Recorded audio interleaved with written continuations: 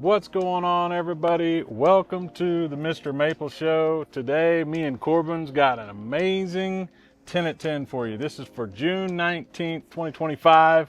We got some killer trees coming up on this 10 at 10. Yeah, guys, thanks for hopping in. If you're watching the premiere, you guys know what's up. We love to have that community talking about these crazy trees that we got showing on this video right now. And starting up, this is, it's hard to say your favorite maple, but this is definitely, I don't ever think this one will leave my top 5, honestly. And this is Acer Japonicum, Miku Jaku, guys. This one goes by a couple different names. You might see it as Aconautifolium, you might see it as the Dancing Peacock, but here we call it Miku Jaku. This is an awesome Japonicum with a great shaped leaf and awesome fall color. Yeah, Acer Japonicums are some of the coolest varieties of Japanese maples out there. I love how you can kind of get into these other species and really discover the depth of Japanese maple. And I think Acer Japonicum is kind of that realm where there's a lot more to explore there. But this is kind of the classic of that genre.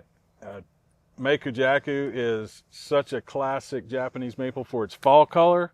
One of the things it's most popular for is that amazing fall color that Japonicums are known for as well. But this one gives you a nice large leaf that's kind of dissected, but not quite to the point of being a dissectum. It's like close. It kind of plays on the border of that nice big leaf. The lobes are very deeply divided. And then you have some nice serration on the edge, when it kind of gives you that peacock feather look on that leaf. Yeah, for a lot of people that come to the nursery, this is a tree that I show them. If you're looking for something to break up that texture in the landscape, if you got a lot of regular, maybe some Acer palmatums rocking in there, a lot of palmatifolium style leaves, throwing a Japonicum in there is going to really spice things up. But then also something I feel like we don't talk about enough is the actual structure of Japonicums. They're such stoic looking trees. Yeah. They look very strong in the landscape.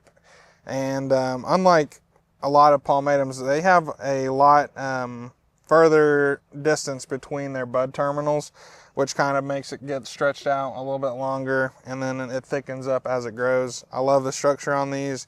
I love the fall color, and I love the leaf. It's an awesome tree. Awesome tree. Definitely pick you up an Acer Japonicum Miku Jaku today. Oh, yeah. All right, next up, guys, we got a Macawa variant for you. I know these are so popular right now. Today, we've got Acer Palmatum Mystic Macawa. Yeah, who doesn't need a little magic in their garden, man? A little mystical action going on. And this is a cool one. You can kind of see it's a little bit past that spring color. But if you look at that new growth, you'll really kind of get an idea of what this thing does in the early spring. Mystic Macawa, selected for its orange color that it comes out with. Very, very bright orange, and then moving to this kind of blushing to this green that we got going on here. Yeah. And then back into orange during fall color. Very cool little guy. Yeah, the spring color Macawa variances are really popular. There's a lot of them out there, and each one kind of gives you a little bit of a different color spectrum to play with. This is a great one to pair with a lot of those other Macawas. You get that orange spring color on this, and you kind of get the same expected habit as you get with Macawa Yatsubusa too. Tightly layered leaves, short, compact, dwarf, can fit this in a lot of spaces in your garden. Very heat tolerant too, carries that heat tolerance that you get with Macawa Yatsubusa. And I think too, once you get these in the ground with some sun, they really do start to pick up a lot of that spring color that they're known for. Sometimes you can get these and they might be a little greened out and you're wondering, well, what's the difference on something like Mystic? But if I'm telling you, get these in the ground, give them some sun, and when they come out in spring, it's really, really beautiful show of color. And I'm thinking, in my Macawa garden, I got a lot of colors, but orange is one that, it's kind of hard to come by. So Mystic Macawa, I think, does a great job with that. Yeah, I'd love to see this paired with something like a Japanese princess. You're going to have similar colors. Sometimes that Japanese princess shows a little bit of yellow, so I'd love to see that contrast with the orange and the blushing going on, or if you get that pink of the Japanese princess playing with that orange. Yeah, plus it's got a bigger leaf on the Japanese Princess too, so the texture is a little bit different on that as well. Exactly. A lot of cool ways you can play with this. Put it in a pot, nice container up on the patio. Do a bonsai of these. I mean, come on now. Like, there's so many cool ways to grow Japanese maples, especially the dwarfs like Mystic Macawa. Gives you a lot of fun spring colors, and definitely one that's going to sell out quickly today. So make sure you follow this video and subscribe to the newsletter because you get every week, because that's going to let you know when these things come available first. So oh yeah, one you're not going to want to miss. Don't want to miss out on this one. Guys, we got something that none of you guys have in the garden, because this is an awesome Acer Pictum. Now, I would say a selection, but this is a group of seedlings from Acer Pictum Kamasaka Nishki, guys. Yeah, I mean, Acer Pictum is such a cool species to get into. This crazy kind of batwing style leaf on it. And this, with being seedlings from Kamasaka Nishki, I mean, you get a lot of variances in play there. This is going to be, each one of these is going to be unique to itself, because these are seedlings, so they're not true to the cultivar or true to just the species itself. These are going to have a variegated form. Each one is a little bit different, so you know, you can expect a lot of variability between the selections of these that we have online right now, and these are not grafted either. So these are seedling, you know, grown on their own roots. So a really cool way to, I mean, we don't have a lot of non-grafted maples available, so when these become available, make sure you get one. Yeah, I mean, Pictums are so cool. I remember, you know, the first month that I worked here, I had an open house, and Grayson Schisler was like, where are the Acer Pictums? And I was like, what the heck is that, man? What's that, man? And as I, you know, put in a little bit more time here, I've really come to appreciate these. I think they have such a nice leaf. It looks so drastically different than a lot of the other maples we offer. But then Kamasaka Nishki is, you know, it has a lot of swirling variegation. You know, half of the leaf will be one color, like a nice emeraldy green. The other side with that flecking speckled variegation. And this kind of looks like, I mean, it's got Naguri Nishki leaves on here. It's got Kamasaka Nishki leaves. It just has such a nice array of something that gives you, some leaves are full sand dusting, some are half, like with a swirling variegation, and every leaf is variegated, and that's what's awesome about these seedlings. Yeah, definitely one you want to try to pick up. I like you said, I think it's so cool that it has a mix of all of the things that you like about those Pictum cultivars. And you know, you can get the same kind of growth habit expectation out of this as well. Beautiful kind of yellow fall colors on these two, which is extraordinary for out in the landscape when you have some red fall colors around you, something like that. I mean, this really stands out. The variegation is fun to take pictures of too. I love this thing when it first leaves out in the spring. It's crazy. I actually have a Kamasaka Nishki in my garden, so a seedling of that would be kind of cool to add to my collection. I'm just saying. But definitely get one of these today, guys. Oh yeah, they'll go quick. All right, guys, if you want to summon an amazing plant into your garden, just say Thujopsis dolabrata variegata, bada bing, bada boom. This thing pops up. This is an awesome tree. It's a very beautiful conifer that's going to give you a nice little, you know, spark of variegation in the landscape. This is a cool species because I think naturally it has kind of like a silvery sheen to the undergrowth. If you flip the leaf over on this, or if you, I don't know if these count as cones or leaves or scaling or whatever they say, but if you flip it over, you'll see the underside, it has a lot of like a white dust underneath of it that kind of gives it this nice silvery appearance.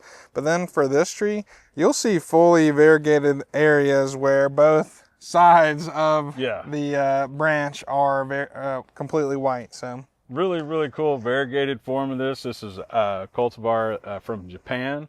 Really cool selection coming out of Japan there. And yeah, the Thujopsis dolabrata, I mean, great tree for a lot of different spaces. You can grow this in a shadier location. A lot of your conifers can't handle as much shade, but you can push this into the shade. and still get some really great colors out of that as well. You can expect this thing to get around 10 feet in 10 years, putting on about a foot of growth a year. Absolutely beautiful texture though. When it comes to conifers, there's a lot of similarities when you get into like pines and different things, but you add like a Thujopsis in there, it really does break up the texture of like your pine needles and things like that. So it's a cool conifer to add to your conifer collection. You know, there's several other great cultivars of the Thujopsis. I always think of the Jurassic Park. Yeah. You know, it kind of takes me back to this like, you know, this prehistoric feel of a plant. And this kind of gives you that same vibe, but in a variegated form. You know, I love the scales on this thing. They really do look like scales you'd see on like a reptile. Yeah, dragon scales. It's absolutely crazy. Texture-wise, this thing is off the charts. Yeah, I love the texture of this. I like find myself following a branch all the way back and seeing how it emerges, like each little, you know, branch off of the plant, you know, it emerges from these scales, and it just looks, it's such a nice thing to look up close. But then whenever you put it further away, you're going to get some of that, you know, consistent conifer look that we like in the garden with that beautiful variegation. Yeah, I've seen this plant in larger specimens, and just seeing like nice big strips of the white variegation is so amazing. And yeah, you guys are definitely not going to want to miss this Thujopsis stolobrata variegata. If you need a conifer for your shade garden, pick one of these up. Oh yeah.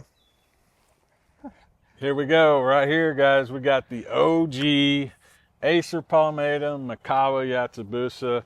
But we got these high grafted up on a standard here.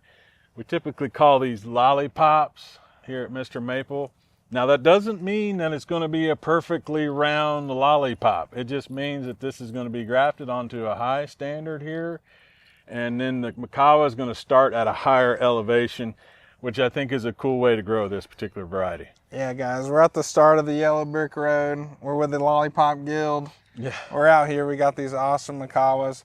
And yeah, think about this, like, if you have an area where you already have a low ground cover spreading plant, you want to provide a little bit of verticality. Maybe you have a weeping maple. You want to throw something behind it, but you also want to keep it nice and low. Something that grows really slow. Throw that Macawa in there. You're going to have this 2 foot of verticality that's going to get you off of the ground and probably get you above a lot of those other ground cover maples.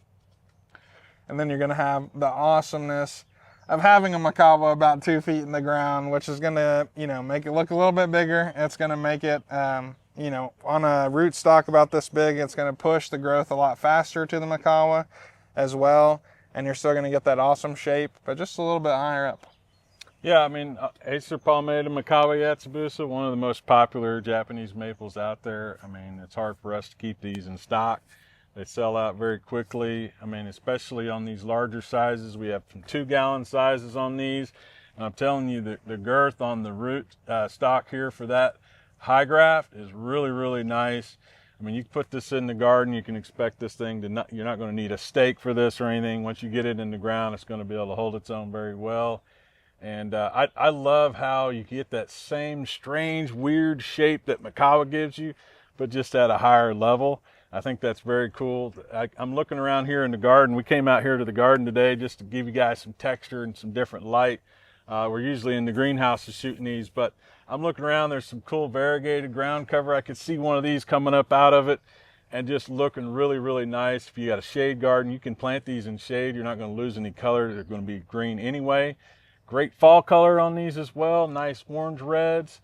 So definitely pop and stand out in those kind of shadier locations. So I was thinking these would be nice, kind of put in with some of your shade plants out in your garden somewhere.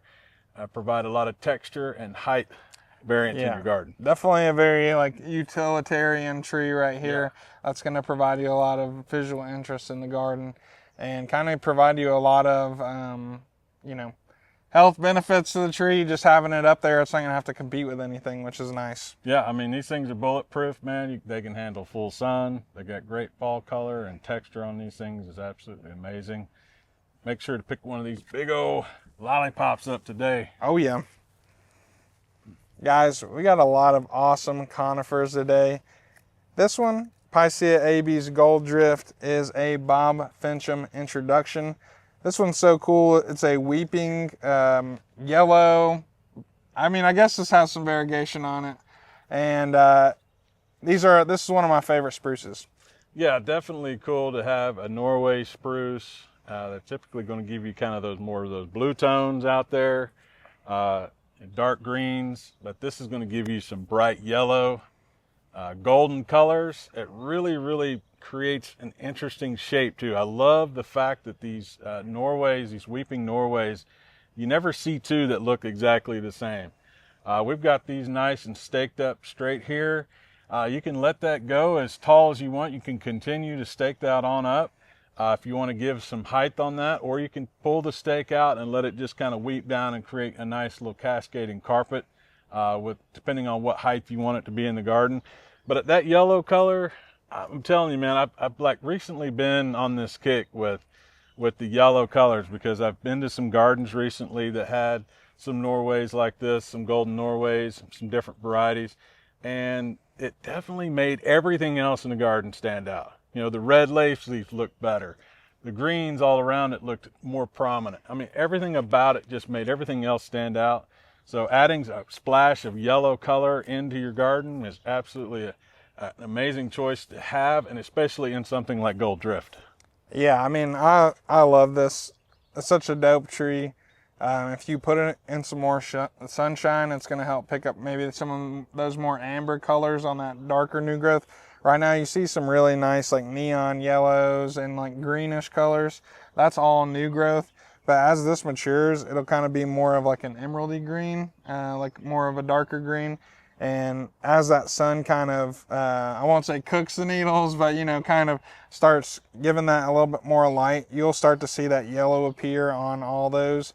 And man, it is just so awesome kind of seeing the gradient of the sunlight on this tree, Right. Seeing that structure and having a nice yellow pillar. I know a lot of people stake it up and let it hang down. I know Bob Fincham was saying you can use this as kind of like a living river in the garden.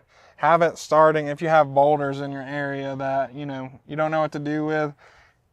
He said this one will crawl right across them. You can have it move down the hill and just kind of give you a really nice flowing effect. And I love this. It's one of those Play-Doh trees I talk about sometimes where you can stake this thing to do whatever you want to. Yeah, absolutely. Yeah, you could pick up an arm here and let this thing stake out to the side and create some interesting shapes with it.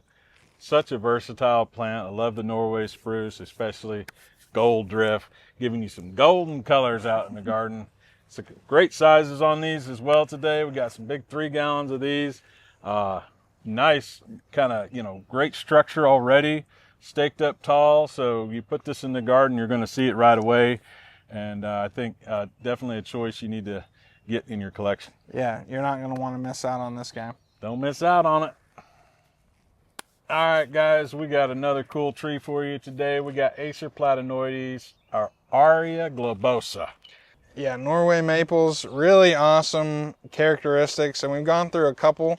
I know we talked about Princeton Gold, we talked about Germundii, and then we talked about Waltersite, and now we see a nice globose, very dense, tight, compact habit on a yellow Norway maple. I mean, that's pretty cool. Yeah, I love the Norway maples, man. They have some huge leaves, really provide a lot of great texture and shade in the garden. So if you're needing a spot for a shade tree that doesn't get too big, this might be the perfect choice for you, because it's going to keep a nice kind of rounded globular shape on that canopy. Not going to get too out of control for you, and provide a great golden kind of yellow to green color on this, kind of a highlighter green color. Really nice texture, man. I love the Norways for that. And like you said, we've been offering a lot of different varieties lately, and we're trying to kind of expand our shade tree inventory for you guys, because I know a lot of times, you know, in order to start that little ornamental garden of Japanese maples and some of those things, you might need a little bit of shade for your garden there. So a lot of these shade trees we're trying to get available to you guys. But yeah, I mean, this thing is, here we are in getting into summer, and we're still showing some nice golden colors on these. Great 2 gallon sizes on these as well. So I mean, you're not going to have to wait too long for these to get out there. Great size to start with. Yeah, I'm loving looking up into this, seeing that color gradient kind of shift up to like kind of almost like a pale like yellow white color. Yeah. And that's a very beautiful tree. Yeah, great fall colors on this too. It's a golden form in its spring and summer, and then you get some beautiful yellow fall color on top of that. So plant this next to something like red fall colors, things like that for it to contrast with. Beautiful tree. Oh yeah. Man, guys, if you're looking for, you know, something to eat, you're looking for something a little spicy, well, we got Acer Tataricum hot wings right here. So yeah, this is a great species, guys. This thing has some phenomenal fall colors on this. I really like that about it. It's got a different leaf than what you typically see with an Acer. Very kind of, doesn't have any real lobes to it. Just a nice serrated edge all the way down, just barely any noticeable lobes to it. So an interesting texture, great fall color, yellows, reds, and oranges all at the same time, all over the tree at the same time. Really nice. Well, you might be asking, why is it called hot wings? Now, this is a tree where you're gonna see some pretty dramatic blooms. I mean, it has pretty large flowers on it. And then once those get pollinated and they start turning into seed, what you'll start to see is a really nice red color on the samaro, the wing part of the samaro. Yeah. And I mean, with the amount of flowers this has on it, you can imagine how that looks with just a full clump of like red samaro, red hot wings on there. And I mean, this tree just has to look so awesome. These are pretty big specimens so far. Yeah, 3-gallon sizes here today, so make sure you jump on that. I mean, talk about an instant presence in the garden. These are staked, so they're ready to go under the ground. Good sizes and good shapes on these. Don't sleep on that, guys. It'll be gone quick. Yeah, Acer Tataricum hot wings. Guys, we got an awesome Acer Shiraasum Purple Thunder here. Woo! Check this out, guys. Absolutely really cool, great size and shape on this thing. I mean, me and Corbin's having to peek through the branches just to get in a shot here. We love bringing some of these bigger sizes for you guys because it's an instant presence in the garden. You put this in the ground. If you have that one spot that you're needing a nice red Japanese maple, I think this is a perfect choice because you're getting in the Shiraasum realm, but you also get an interesting leaf. This is kind of a Matsumure style leaf on this as well. So really, really cool tree. Yeah, I think I love how there's kind of like two split distinctions between like Shiraasumums. There's like this Matsumure style leaf, and then there's something that we think of more with that like Arium type leaf. Yes. That's kind of like that fatter, full moon, like buzzsaw type leaf. And I would love to put something like Purple Thunder next to, say, something like Plum Wine, where you kind of get both of those like red colors, but you get both of those Shiraasum leaves that are uniquely different, very distinct from each other. And I just love the color on this. I mean, this has been in the greenhouse, so it's a little bit more green, but you throw it in that sun, it's going to help pick up more of those reds over time. And yeah, I mean, and this thing has some really, really nice bright red fall color as well. So, I mean, you just think about all the different contrasts that this can provide in your garden. And like you said, I love when you get into the Shiraasum hybrids. There's so much more that we can do in that realm. And I think, you know, Purple Thunder is a Buckholt's introduction. So you can tell he's been kind of dabbling into that hybrid world of Shiraasums. I definitely love, like, one of my favorite leaf shapes is that Matsumure style, because it provides such an interesting texture and feel in the garden. And Purple Thunder, I think, does it really well. yeah, this one's definitely awesome. Don't miss out on this. Get you a Purple Thunder. All right, guys, we got a killer cultivar for you here today. We've got Metasequoia, Dawn Redwood, Jade Prince. Yeah, this thing is so cool. If you got, you know, your significant other, if you think they're a prince, they love rare, super rare endangered trees. Guys, Metasequoia glyptostroboides Jade Prince is one that they might enjoy. Now, this is a pretty fast growing, pretty large tree, so Absolutely. make sure to pick it up if you got some area in your landscape, because I think this tree hits a pretty big mature size, I guess mature in quotation marks, at about 70 feet by 25 foot wide. So this thing's going to be pretty legit.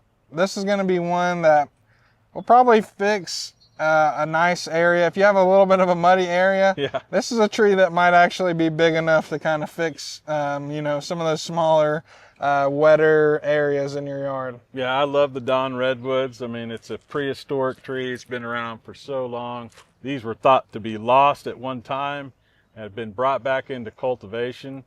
This is a newer cultivar here, Jade Prince. It's going to give you some really nice pyramidal structure in your garden. I love that about the Don Redwoods. They have amazing structure. And the way their bark also, as they get older, their bark starts to kind of peel and shed. And just the way the branches comes off of it gives us this really kind of gnarly looking form on where the branches and the trunk meet. I absolutely love Don Redwoods. I've got a friend of mine who's got some large ones of different varieties of Don Redwoods, and they're just a very mystical tree. And I think it's really because of just how prehistoric they really are. They've been around for so long. You know, pair this with something like a ginkgo, you know, and you have two very prehistoric trees in your garden. Great fall color on these too, is they're not really talked about as much. They go to this nice kind of golden amber color in the garden.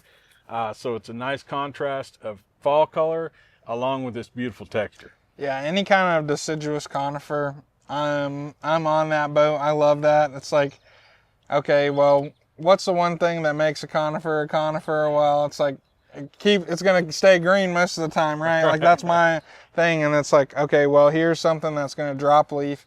It's going to give you like such a nice feel out in the landscape. Like I was talking about with the Japonicums. You want to talk a strong tree? Yeah. Check out these redwoods. I mean, they have such a presence in the garden. They look so amazing. And this one's going to be huge. So I think that's awesome. I love how like even now kind of looking up into these, you kind of get a sense of their presence that they're going to create in the garden. And yeah, you're definitely not going to want to miss out on that. Jade Prince, guys, got some nice 3-gallon sizes on these as well. So don't sleep on that. But man, I hope you guys have enjoyed today's 10 at 10. Me and Corbin decided we'd jump out here in the garden, take you guys on scene location out here and share some cool trees with you, man. We had a nice set for today's 10 at 10. Make sure you guys are prepared to get the fastest click in as you possibly can.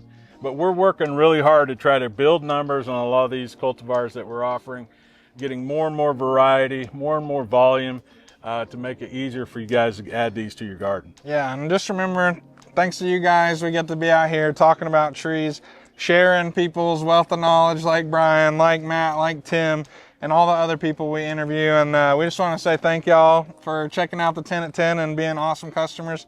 And yeah. Take care. God bless. Have a great day.